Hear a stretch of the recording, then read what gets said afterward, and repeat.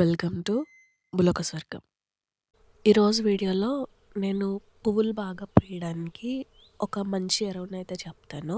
ఇదైతే liquid fertiliser. ఒకసారి చేసుకుంటే మనం ఎన్ని సంవత్సరాలన్నా వాడుకోవచ్చు. నేను ఇది తయారు చేసి 2 ఇయర్స్ అయింది. అయితే ఇది ఎలా చేయాలో ఈ వీడియోలో చెప్తాను. దీనివల్ల పువ్వులు అయితే చాలా బాగా పూస్తాయి. పువ్వుల మొక్కలకనే కాదు, పళ్ళ మొక్కలకి ఇచ్చామనుకోండి, పూత బాగా వచ్చి కాయలు బాగుతాయి. అయితే వీడియోని స్టార్ట్ చేసే ముందు ఇప్పటివరకు మన ఛానల్కి సబ్స్క్రైబ్ చేసుకోకపోతే తప్పకుండా సబ్స్క్రైబ్ చేసుకోండి. అలానే పక్కనే ఉన్న బెల్ ఐకాన్ ప్రెస్ చేశారనుకోండి, నేను వీడియోస్ పెట్టిన వెంటనే మీకు తెలుస్తాయి. అయితే ఇప్పుడు లేట్ చేయకుండా వీడియోని స్టార్ట్ చేసేద్దాం. అలానే మీకు ఏమన్నా సీడ్స్ కానీ ఆర్గానిక్ ఫర్టిలైజర్స్ కానీ ఏమన్నా కావాలంటే bulakaswargam.comని విజిట్ చేయండి. అక్కడ మీకు దొరుకుతాయి. అయితే నేను మొక్కలకి 15 డేస్కి కానీ 1 మంత్కి కానీ ఏదో ఒకటి ఎరువులు తయారు చేసి ఇస్తూ ఉంటాను. లేకపోతే బయో ఎంజైమ్స్ కానీ, లేకపోతే ఫిష్ అమినో యాసిడ్ కానీ, ఈ ఆల్ మిక్స్డ్ కేక్స్ ఉంటాయి కదా, అవి కానీ నానబెట్టి వేస్తూ ఉంటాను. అంటే వీడియోస్ చేయట్లేదు కానీ నేనైతే రెగ్యులర్గా మొక్కలకి ఇస్తూ ఉంటాను. అందుకనేసి నేను చిన్న కంటైనర్స్లో పెట్టిన ఇలా పువ్వులు అయితే ఎక్కువ పూస్తూ ఉంటాయి. అంటే కుండీలో పెట్టినప్పుడు అది మనం కుండీలో ఏమైతే వేస్తామో అది మాత్రమే తీసుకోగలుగుతుంది కదా మొక్క.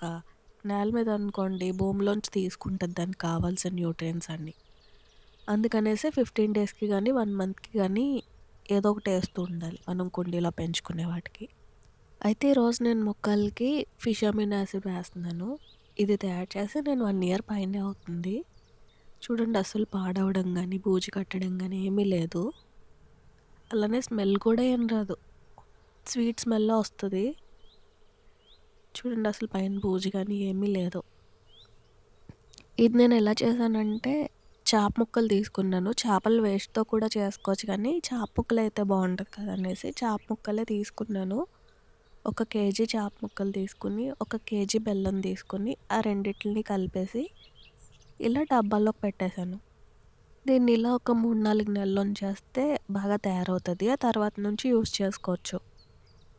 మొక్కలకి వేసేటప్పుడు కూడా ఎక్కువ వేసేయకూడదు. నేను ఎంత వేస్తానో చూడండి. ఒక బకెట్కి చాలా తక్కువే తీసుకోవాలి.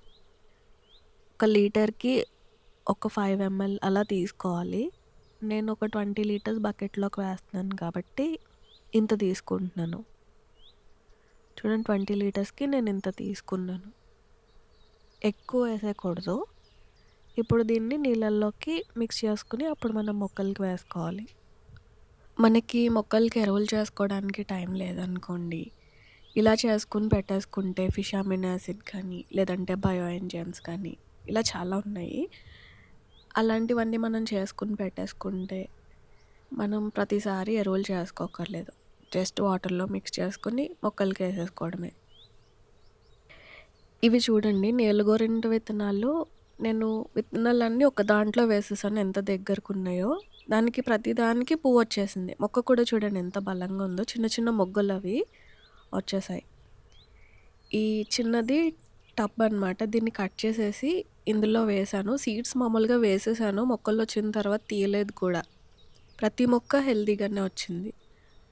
నేను టైం సరిపోకపోతే ఇలా నేను తయారు చేసినవి ఉంటాయి కదా, అవి అలా 15 డేస్కి ఒకసారి కానీ 1 మంత్కి కానీ వేస్తూ ఉంటాను. అది కాకుండా మట్టిలో కూడా నేను వర్మీ కంపోస్ట్ కానీ పశువుల ఎరువు కానీ మిక్స్ చేసి వేస్తుంటాను కదా, అది కూడా పనిచేస్తుంది. చిన్న కంటైనర్స్లో పెట్టినప్పుడు మనం రెగ్యులర్గా ఏదో ఒకటి తెచ్చుకుంటూ ఉండాలి మొక్కలకి. వెనకాల రోజ్మెరీ మొక్క చూడండి ఎంత బాగా వచ్చిందో. అది ఇంకొక టబ్లో ఉంది. అది కూడా అంతే చాలా బాగా వచ్చింది. ఇదైతే బత్తాకాయ మొక్క అనమాట. బకెట్లో పెట్టాను. ఇది ఒక 3-4 సంవత్సరాల నుంచి ఉంటుంది.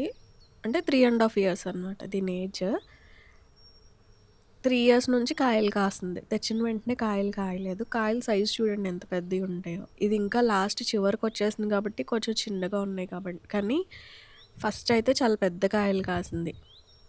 ఒక 2 డజన్ల వరకు కాసింది. ఫస్ట్ టైం అయితే ఒక 10 ఎన్నో కాసాయి అంతే. కానీ తర్వాత నుంచి కాయలు ఇంక్రీజ్ అవుతూ వచ్చాయి. చాలా కాయలు కాస్తున్నాయి ఇవైతే. కాయలు కూడా జ్యూస్ మొత్తం ఒక గ్లాస్ వస్తుంది, పెద్ద గ్లాస్ అంత ఒక్క కాయ నుంచి. అంత ఎక్కువ జ్యూస్ వస్తుంది. సైజ్ కూడా చూడండి ఎంత ఉందో. ఆ చిన్న బకెట్‌లో పెట్టిన. నేను అందుకనేసే మొక్కలకి బలం సరిపోవాలనేసి 15 డేస్‌కి వేస్తూ ఉంటాను. మామూలుగా అయితే 1 మంత్‌కి వేసినా సరిపోతది గానీ, నేను ఇలా కాయలతో ఉన్నప్పుడు, పూత మీద ఉన్న మొక్కలకి మాత్రం 15 డేస్‌కి ఒకసారి ఇస్తూ ఉంటాను. ఇది ఆ పక్కనే వాటర్ లిల్లీస్ అనమాట టబ్‌లో పెట్టాను. చూడండి అవి కూడా పువ్వులు ఎంత బా వచ్చినాయో. వీటికైతే వేయను ఫిష్ అమైనో యాసిడ్ చూపిస్తున్నాననమాట. ఇదేమో మక్రాంతా బ్లూ బావుంది కదా ఫ్లవర్. ఇవి ఎడీనియమ్స్ అనమాట. చిన్న దాంట్లోనే పెట్టాను.